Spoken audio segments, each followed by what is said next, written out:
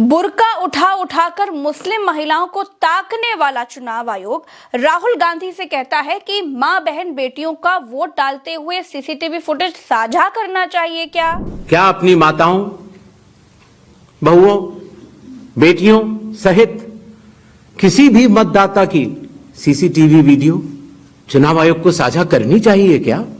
Mister Gyanesh Kumar ji, आपके चुनाव आयोग के नियम में लिखा है कि मां बहन बेटियों के सीसीटीवी वीडियो 45 दिन तक साझा किए जा सकते हैं, 45 दिन के बाद नहीं किए जा सकते। तो ज्ञानेश जी, 45 दिन के बाद ही मां बहन बेटियों की आबरू इंपॉर्टेंट क्यों है?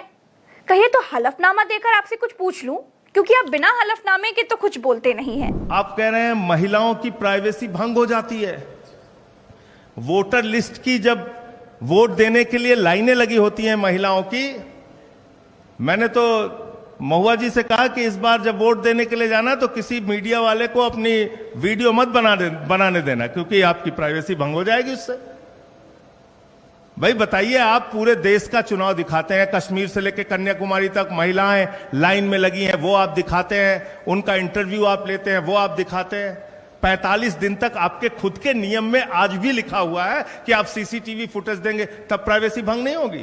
दोस्तों, ज्ञानेश कुमार के बारे में मैं कुछ भी बताऊं उससे पहले उनकी ये तस्वीरें देख लीजिए जरा।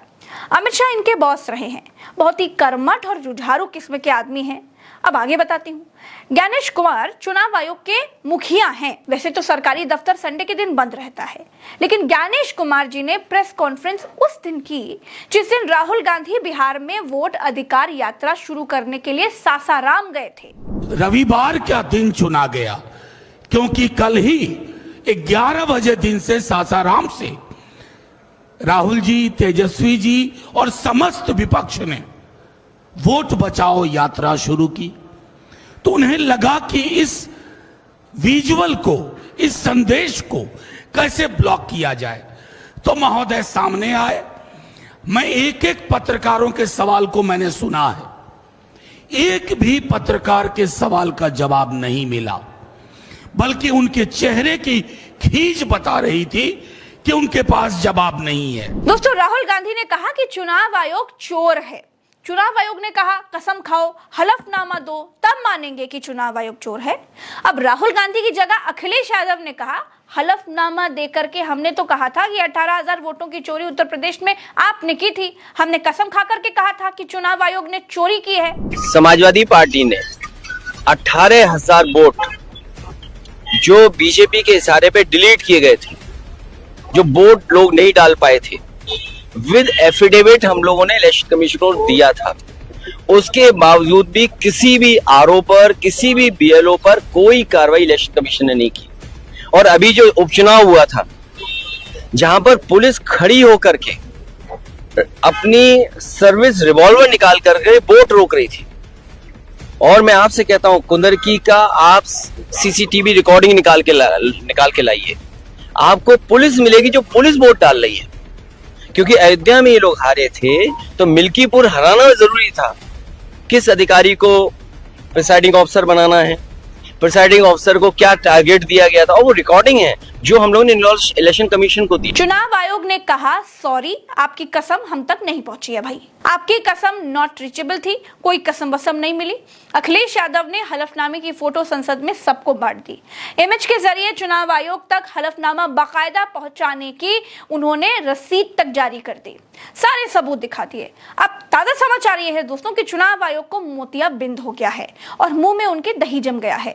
इसीलिए दिल्ली के कॉन्स्टिट्यूशनल क्लब में जब इंडिया गठबंधन की तरफ से प्रेस कॉन्फ्रेंस की गई तो मनोज झा ने यह बिल्कुल क्लियर कट कह दिया कि चुनाव आयोग भाजपा का प्रवक्ता है। कांग्रेस ने कहा कि चुनाव आयोग के भीतर बीजेपी की आत्मा आ गई है। हम अपने मुख्य चुनाव आयुक्त को ढूंढ रहे थे, वो तो मिले नहीं, बीजेपी का एक नया प्रवक्ता और मिल गया। शुक्रिया। दोस्तों, मैं बड़ा बेसिक सा सवाल पूछती हूँ और आपसे बेहतर, जी हाँ, जो वीडियो आप ये देख रहे हैं ना, आप लोगों से बेहतर इस बात का जवाब कोई दे ही नहीं सकता।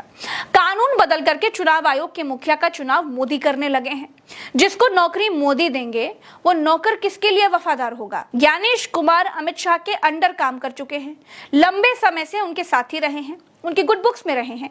क्या ज्ञानेश कुमार अमित शाह की कोई बात ना मानने की हिम्मत रखते हैं? इन दो सवालों के जवाब आप खुद से पूछिए।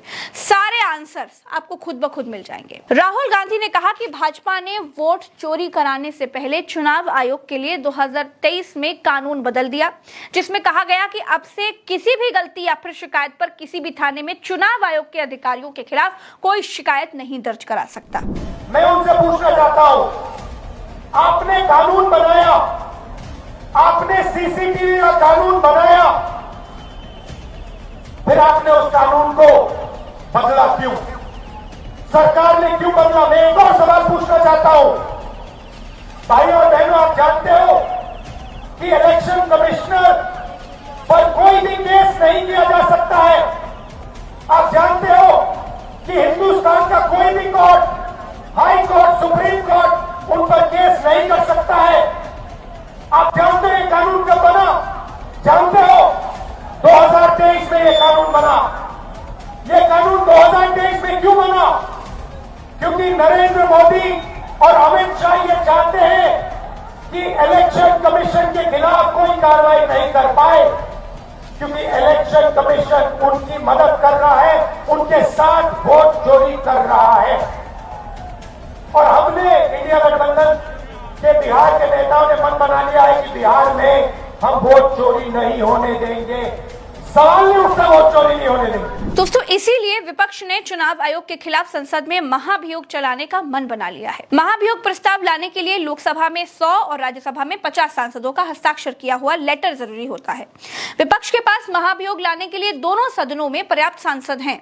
एनडीए के कुछ दल भी महाभियोग पर इंडिया का समर्थन कर सकते हैं, क्योंकि इंडिया के नेताओं का ये कहना है कि जो लोग विपक्ष के वोट चोरी कर सकते हैं, वो कई राज्यों में क्षेत्रीय सहयोगी दलों को खत्म करने के लिए अपने साथियों को भी निपटा सकते हैं। राहुल गांधी वोट चोरी की सारी बातें बिहार की जनता को समझाने के लिए बिहार में 15 दिन की वोट अधिकार यात्रा पर निकल गए हैं। पहले दिन सासाराम से यात्रा शुरू हुई, लोगों का भारी समर्थन मिल रहा है। बिहार के लोग अपने वोट को बचाने के लिए जागरूक हो रहे हैं। वोट अधिकार यात्रा के दूसरे दिन औरंगाबाद से गया तक ये यात्रा निकली। बिहार का परिणाम क्या रहेगा क्या नहीं, दोस्तों ये तो नहीं मालूम, लेकिन इस दौरान राहुल गांधी के लगाए गए एक भी आरोप का जवाब चुनाव आयोग ने नहीं दिया है। हलफनामे का वो गाना गाती रही केवल। अखिलेश यादव ने हलफनामा दिया था, जब उसके सबूत दे दिए तो चुनाव आयोग ने कहा कि हलफनामा मिला ही नहीं, जबकि अखिलेश यादव प्राप्ति की रसीद यानी रिसीविंग की जो रसीद होती है वो तक सार्वजनिक कर चुके हैं। इससे साफ है कि चुनाव आयोग चोर भले ना हो, लेकिन अपने मालिकों का गुलाम जरूर है।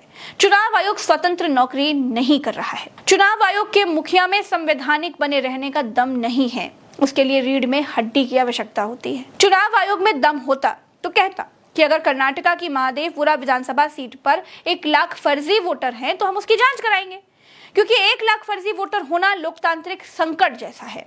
लेकिन चुनाव आयोग को कोई फर्क नहीं पड़ता, वो विपक्ष से शपथ पत्र मांग रहा है। इसका मतलब यही है कि चोर के देखरेख में चोरी हुई है। चोर अपनी ही चोरी की जांच कैसे करवाएगा?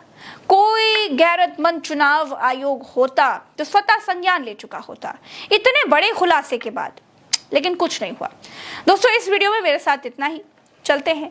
राम राम, दुआ सलाम, जय हिंद। चैनल को जरूर सब्सक्राइब कीजिएगा। नमस्कार।